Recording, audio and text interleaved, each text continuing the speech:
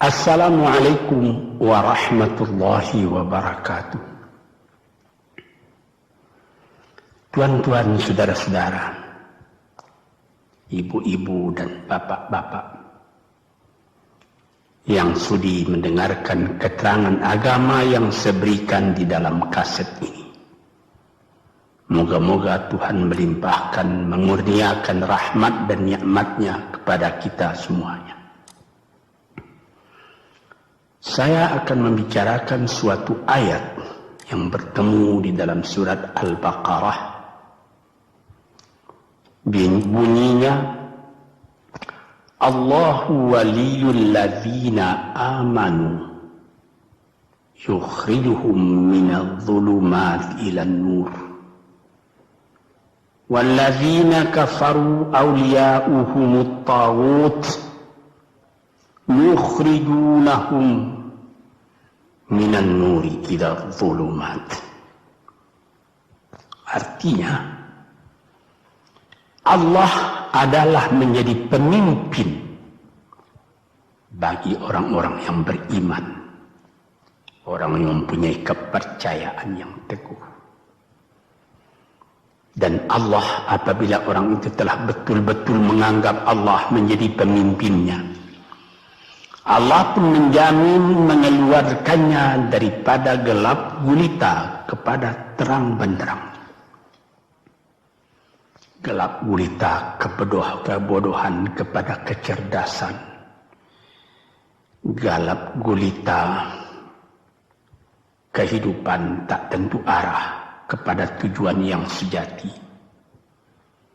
Sebaliknya, orang yang kafir yang tidak percaya kepada Allah,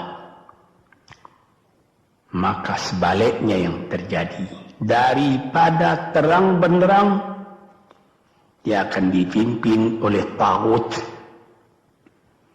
oleh kekuasaan-kekuasaan yang bukan bersandar kepada Allah.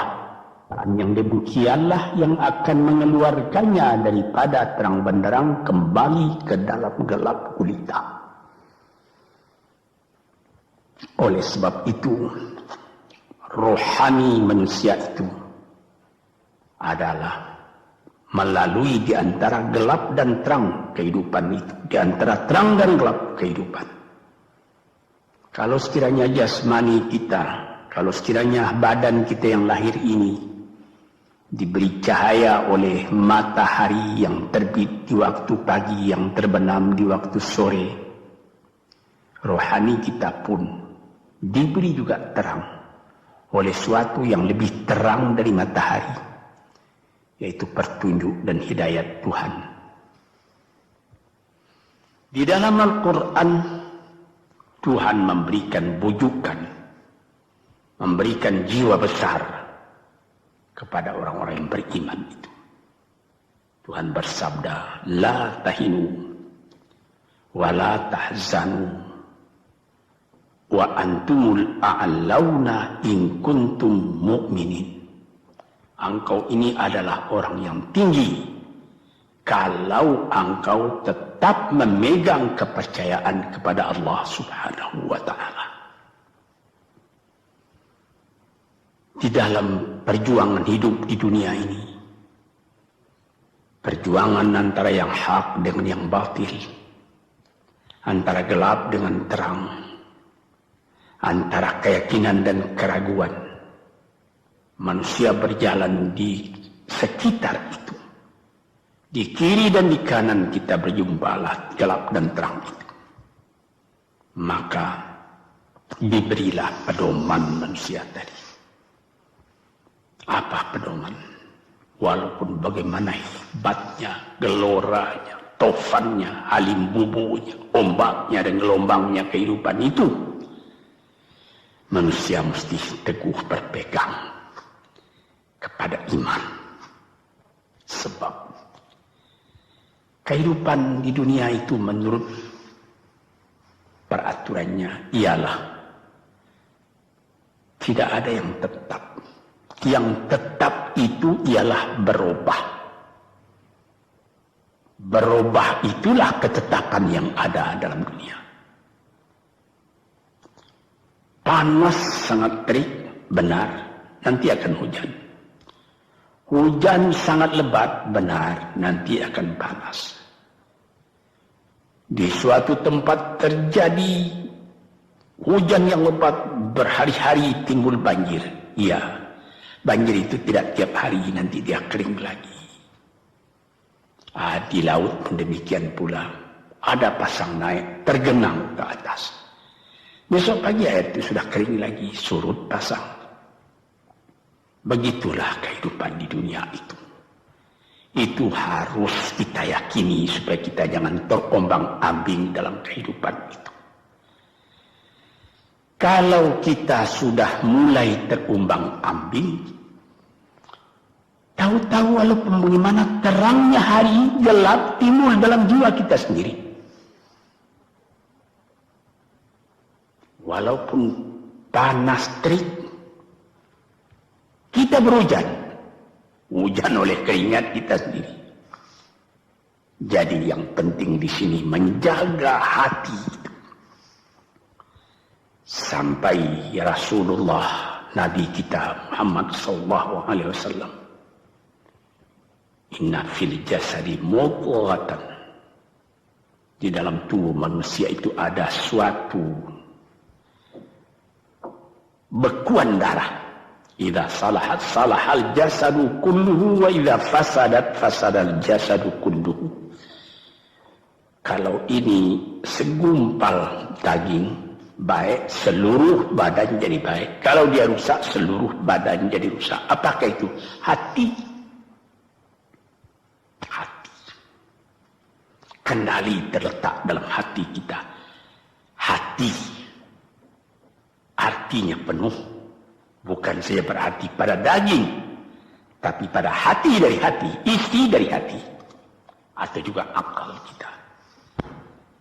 Sebab itu, maka kalau satu waktu saya pernah mengajarkan doa yang mengandung 8 sifat-sifat lemah menghilangkan kemerdekaan manusia, hari ini saya pun akan mengajarkan doa yang diajarkan juga oleh Nabi. Bagaimana menjaga hati tadi. Di situ dalam doa itu ada tersebut 4 perkara. Apa disebut? Allahumma inni a'udzubika min qalbin la yakhsha'u wa min ilmin la yanfa'u wa min nafsin la tashba'u wa min du'a illa yusma'u. Jadi 4 perkara. Yang pertama, Allahumma inni a'udzubika min qalbin la yakhsha. Aku sangat berlindung kepada Engkau ya Allah, janganlah sampai terjadi hati saya itu tidak khusyuk lagi. Ini bahaya ini. Mulai bahaya, mengancam kepada manusia. Kalau hatinya tidak khusyuk lagi, hati khusyuk yaitu hati itu tentu jelas tujuannya kepada Allah. Allah menjadi pegangannya. Allah menjadi bentengnya. Allah menjadi ingatannya. Allah menjadi tujuannya. Dan kepada Allah dia kalau sembahyang menghadapkan diri, menghadapkan hati, maka permohonan kita yang pertama kepada Tuhan, ya Tuhanku, janganlah sampai hati saya ini tidak khusyuk lagi. Sebagai orang Islam, kita sembahyang 5 waktu. Di dalam Al-Quran dikatakan sembahyang itu ialah khusyuk, terpadu ingatan kepada Tuhan. Tapi kalau kita sudah, hati itu sudah mulai ditumbuhi penyakit, walaupun sembahyang, mulai sejak Allahu Akbar, pikiran sudah menjalar kepada yang lain. Piutang belum menerima, utang belum terbayar, makanan belum masak, macam-macam lah yang teringat. Padahal kita dalam sembahyang. Ini apa arti sembahyang tadi lagi? Ini sudah mulai berbahaya ini. Banyak orang yang tidak meninggalkan sembahyang, tapi tidak ada bekas dari sembahyang itu kepada kehidupannya. Di dalam sembahyang kita baca inna salati wa nusuki wa mahyaya wa mamati lillahi rabbil alamin. Sesungguhnya sembahyangku dan ibadatku dan hidupku dan matiku sama sekali terserah kepada Allah. Ini dirasakan dalam hati, bukan cuma disebut di dalam mulut. Sebagaimana dikatakan, bukan jadi lip service sebagai seput tangan penggosok-gosok mulut, bukan begitu. Yang dari hati. Kalau sudah dari hati yang khusyuk, ini berbekas kepada kehidupan. Aku tak takut menghadapi segala keadaan dalam hidup, sebab hatiku bertali dengan Tuhan. Dari Tuhan aku datang, kepada Tuhan aku akan kembali. Ini namanya hati yang khusyuk. Tapi kalau sekiranya bacaan tetap fasih, tapi tidak ada lagi dari hati, melainkan rutin saja. Mayang 5 waktu sehari semalam, tapi tidak merubah kepada perangai, tandanya sembahyang tadi tidak khusyuk. Ini yang pertama kita minta kepada Tuhan. Janganlah sampai kita mempunyai hati yang tidak khusyuk, hati yang tidak teringat kepada Allah.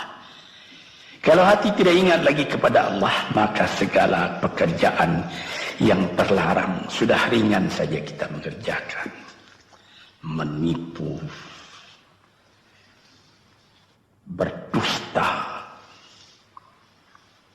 membujuk orang lain mengerjakan perbuatan yang salah, mencela, memaki, itu karena tidak ingat kepada Allah, cuma ingat kepada diri sendiri saja. Ini yang pertama. Yang kedua dikatakan, wa min ilmin la yanfa'. Dan aku berlindung kepada Engkau ya Allah daripada ilmu yang tidak memberi manfaat. Padahal disebutkan oleh ahli-ahli, ilmu yang memberi manfaat itu membawa manusia kepada iman.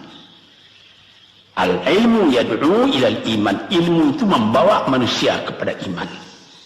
Sekarang sudah ilmu banyak, tapi tidak membawa kepada iman, melainkan membawa kepada celaka.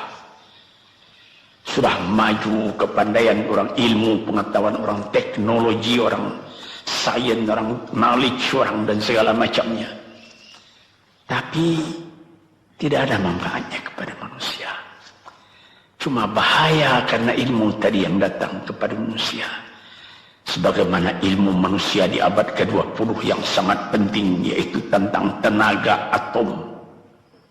Maka timbullah bom atom, bom hidrogen, nuklir. Sehingga manusia diancam sekarang ini oleh bahaya atom itu di mana-mana. Apabila kita lihat di televisi bagaimana mengadakan demonstrasi di Australia, di Jerman Barat, di tempat-tempat yang lain, melihat bagaimana bahaya atom itu kalau terjadi perang dunia yang ketiga. Ya Rabbi ya Karim, bom atom yang jatuh di Hiroshima itu belum ada artinya dibandingkan dengan bom yang sekarang, yang sedang disimpan oleh kerajaan-kerajaan, oleh negara-negara besar untuk menghancurkan. Nah, ini ilmu ini. Tetapi ilmu yang membawa bahaya, bukan saja tidak memberi manfaat, bahkan memberi bahaya. Di sini terasa oleh kita bahwa ilmu yang ada itu pun mesti dikembalikan atau dikendalikan oleh iman. Kalau tidak, maka nyawa manusia ini akan dipandang sebagai sampah saja. Dijatuhkan satu bom hidrogen ke dalam kota Jakarta ini, na'udzubillahi min dzalik. Umpamanya dimasukkan ke kota Jakarta ini satu bom hidrogen saja, itu sudah habis penduduk Jakarta yang lebih dari 5 juta ini. La haula wala quwata illa billah. Ini minta kepada Tuhan, ya Allah, majulah ilmu manusia, majulah teknologi manusia, tetapi jangan hendaknya kemajuan itu membawa kepada bahaya. Jangan ilmu pengetahuan itu membawa kepada yang tidak memberi manfaat. Nah, ini doa yang kedua kepada Allah Tuhan sarwa sekalian alam. Yang ketiga disebut lagi, wa min nafsin la tashba'u, dan aku berlindung kepada Allah daripada nafsu, daripada diri, daripada ego, daripada tiap-tiap masing-masing diri ini yang tidak merasa kenyang. Ini juga bahaya besar. Inilah yang menimbulkan penjajahan di dunia.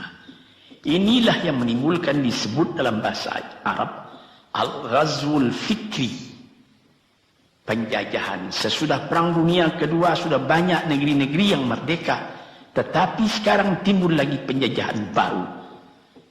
Apa? Penjajahan fikiran. Sehingga bangsa yang merdeka tadi tidak merdeka lagi fikirannya.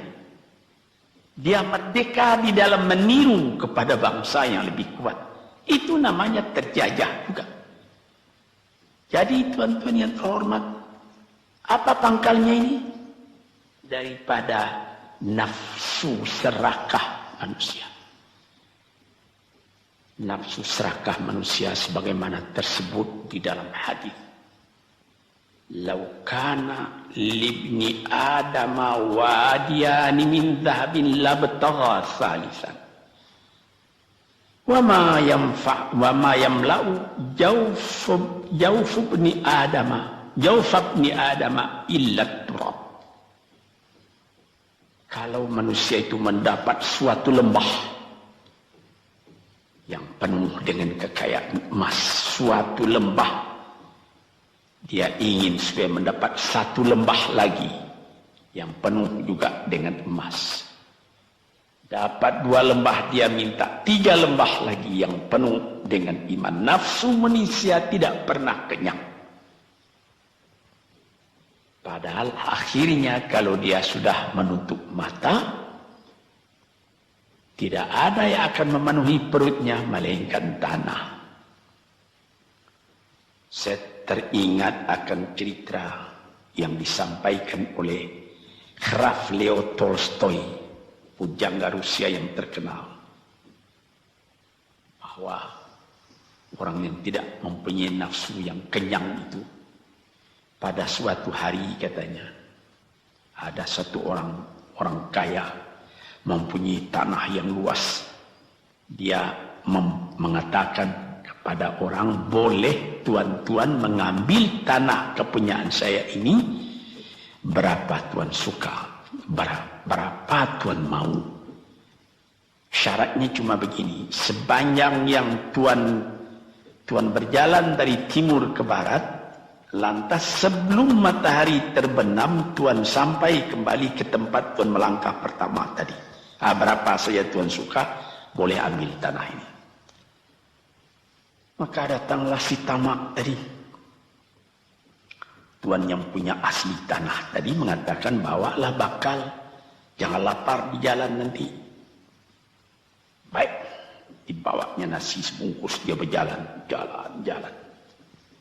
Dari pukul 7 pagi. Kalau diambil kekuatan, hendaknya pukul 10 dia sudah makan.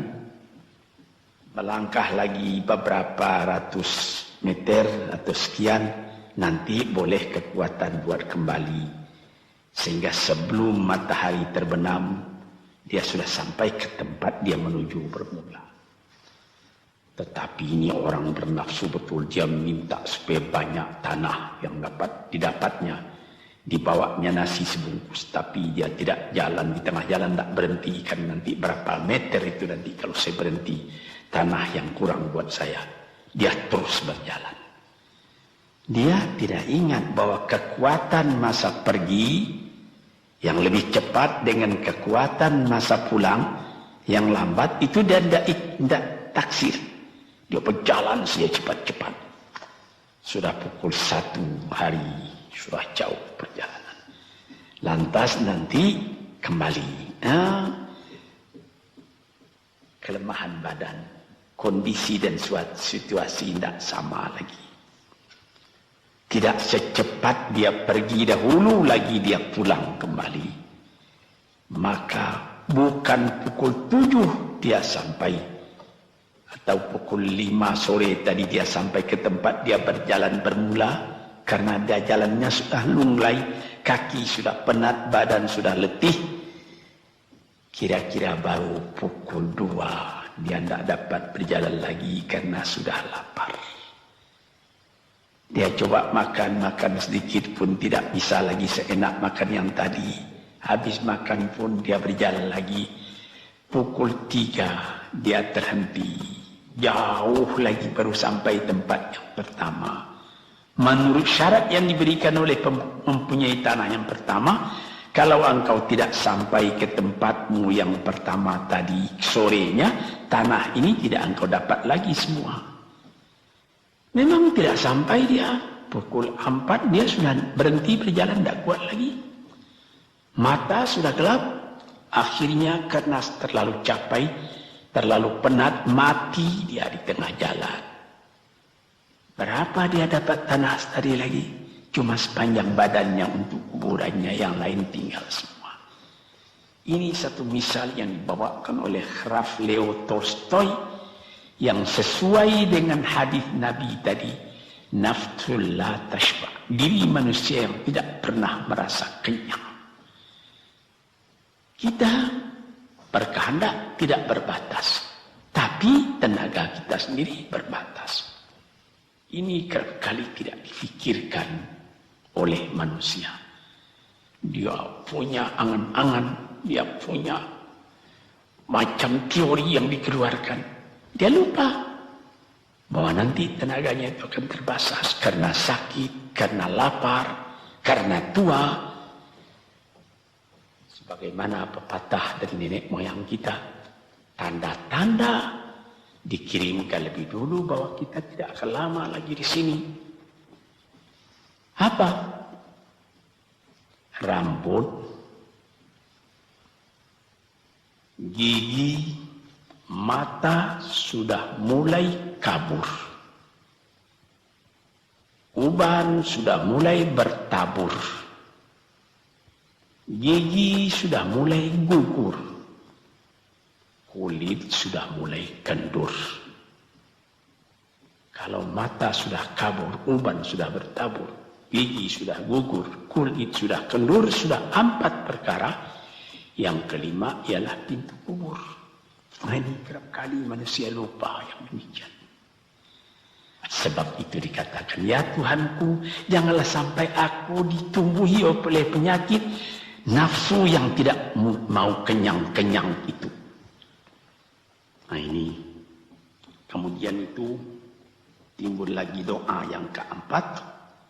Disebutkan di situ, wa min du'a illa yusma. Ini lebih berbahaya lagi. Ini sudah puncak dari bahaya. Apa artinya? Dan aku berlindung kepada Engkau ya Allah daripada doa yang tidak didengar lagi. La ilaha illallah. Mendoa ya Allah, kasih aku ini, kasih aku kesempatan, tapi tidak didengar lagi. Tuan-tuan, para pendengar kaset yang tercinta, ada tersebut dalam hadis Nabi, wa malbasuhu haram, wa mashrabuhu haram, wa udhiya bil haram. Ya Rab, ya Rab, fa'ana yustajab lah. Ash'asa, aghbara. Badan sudah penuh dengan kekotoran, penuh debu. Yang mudu ilaihi ila sama, menadahkan tangan keduanya ke langit. Ya Rabbu, ya Rabbu, ya Tuhanku, tolong aku, ya Allah, bela aku. Padahal yang dimakan haram, yang diminum haram, dibesarkan dengan yang haram. Fana yustajabulah. Dengan jalan apa Allah Ta'ala akan mengabulkan doa itu? Badan kotor menghadap kepada yang bersih, meminta diberi kebersihan. Bagaimana caranya? Tuan-tuan yang terhormat, pernah dalam Quran Tuhan mengatakan, la yanzuru ilaihi wa la yukallimuhum Allah wa la yanzuru ilaihi. Allah tak mau mengajak dia bercakap dan Allah tidak memandang kepada dia. Saya sendiri dengan segala kerendahan hati mengatakan bagaimana beratnya kita bertemu dengan seorang orang besar. Lalu dia mengulurkan tangan kepada kita. Tapi mata kita tidak dilihatnya. Sengsara rasanya. Bagaimana dengan Tuhan kalau Tuhan tak mau melihat kita? Nah, sebab itu para pembaca, pendengar kaset yang tercinta, berdoalah kepada Tuhan supaya hati kita selalu terbuka. Jangan sampai kita mempunyai hati yang tidak khusyuk, ilmu yang tidak memberi manfaat, jiwa yang tidak pernah kenyang, dan doa yang tidak didengar. Ya Allah, dengarkan doa kami dan tunjukkan kepada kami jalan yang benar dan beri kami terang dalam kehidupan ini. Yang keempat ialah wa min du'ail la yusma. Dan aku berlindung kepada Engkau ya Allah, jangan sampai doaku tidak terdengar, tidak didengar oleh Tuhan. Sebagaimana kita tahu, doa itu adalah mukhul ibadah, tulang sumsum daripada ibadat kita sendiri kepada Tuhan. Segala perbuatan kita patrikan dengan doa, dengan harapan mudah-mudahan diizinkan oleh Allah. Disampaikan maksud kita, macam-macam yang kita minta kepada Tuhan. Tapi kalau doa itu sudah tak diperdulikan lagi oleh Tuhan, apa celaka kita, apa daya kita, apa upaya kita? Di sini kita melihat apa sebab maka doa tidak didengar oleh Tuhan, tidak diperkenankan oleh Tuhan. Tentu saja bukan dari salah Tuhan, melainkan dari salah kita sendiri. Di dalam Al-Quran dikatakan, Iyyaka na'budu wa iyyaka nasta'in. Al-Fatihah tersebut, kepada Engkaulah kami menyembah, ya Allah, dan kepada Engkau kami minta tolong. Tapi dengan tidak sadar, kerap kali kita berbuat terbalik. Iyyaka nasta'in wa iyyaka na'budu, kepada Engkau kami minta tolong, lalu kepada Engkau kami menyembah. Minta tolong dulu baru menyembah. Minta tolong banyak-banyak tapi terima kasih tidak ada. Tentu saja tidak didengar oleh Tuhan. Di dalam satu hadis tersebut, Asy'asa al-Ghabbara yamuddu yadayhi ila as-sama'i ya Rabbu ya Rabbu, wa mat'amuhu haram wa mashrabuhu haram wa malbasuhu haram wa ghudhiya bil haram fa anna yustajabu lah. Badan sudah kotor, sudah berkerunyut, kesusahan, kegelisahan kehidupan terbayang kepada tubuh sendiri. Lalu menadahkan tangan ke langit meminta kepada Allah, ya Tuhanku, ya Tuhanku. Bagaimana Tuhan bisa mengabulkan? Dengan pikiran yang kotor engkau menghadap kepada Tuhan. Kalau tidak terkabul, jangan Tuhan yang disalahi. Hatimu sendirilah salah. Apa yang kau perbuat dalam kehidupan ini? Di mana terdesak engkau ingat kepada Tuhan. Di zaman kesenangan engkau lupakan Tuhan. Di dalam mendapat percobaan engkau merengek mengadu kepada Tuhan. Jiwa yang seperti ini janganlah sampai timbul pada diri kita sendiri. Saya sudah mengalami apabila saya berhadapan-hadapan dengan orang besar. Saya ingin dia menghadapkan matanya kepada saya. Apa kabar saudara? Kabar baik. Dia lihat mata saya lihat mata dia. Tapi kalau ketika dia bersalam dengan saya, dia melihat kepada orang lain, bukan main sakit hati saya. Apa salah saya maka dia begitu? Mengapa tidak saya yang dipandang? Sedangkan dengan sesama manusia lagi begitu perasaan kita. Bagaimana dengan Tuhan? La yanzuru ilaihim wa la yukallimuhum. Allah tidak memandang sebelah mata kepada Allah, kepada kita. Allah tak mau bercakap dengan kita sepatah pun. Langit mana tempat kita bernaung, bumi mana tempat kita berpijak kalau sudah demikian keadaannya. Nah, ini yang dijaga tuan-tuan yang terhormat dalam doa keempatnya itu. Hati janganlah sampai tidak khusyuk, ilmu janganlah sampai tidak memberi manfaat. Nafsu janganlah sampai tidak kenyang, dan doa janganlah sampai tidak didengar. Saudara-saudara, moga-moga Allah memberikan kepada kita hati yang terang. Sebagaimana ayat yang mula-mula saya sebut tadi, Allahu waliyul ladzina amanu yukhrijuhum minadh-dhulumati ilan nur. Allah lah jadi pemimpin bagi orang yang beriman, sehingga dari gelap gulita dibawa dia oleh Tuhan kepada terang benderang. Walladzina kafaru, tetapi orang-orang yang sudah tidak ada kepercayaannya kepada Tuhan. Auliya'uhumut taghut, yang menjadi pemimpinnya bukan Tuhan tapi setan. Dia akan membawa orang itu daripada terang benderang ke dalam gelap gulita. Kita jadi meraba-raba dalam gelap kehidupan. Dalam meraba-raba itu masih ragu entah kemana akan pergi. Maut pun datang. Gelap selalu. Di dunia gelap, di akhirat pun gelap. Na'udzubillah min dzalik. Hadirin yang terhormat, para peminat kaset ini, moga-moga semuanya ini menjadi kenang-kenangan kepada Tuhan di dalam perjalanan yang jauh, di dalam keistirahatan hidup, sehingga mendapat ketetapan hati dan tumakninah.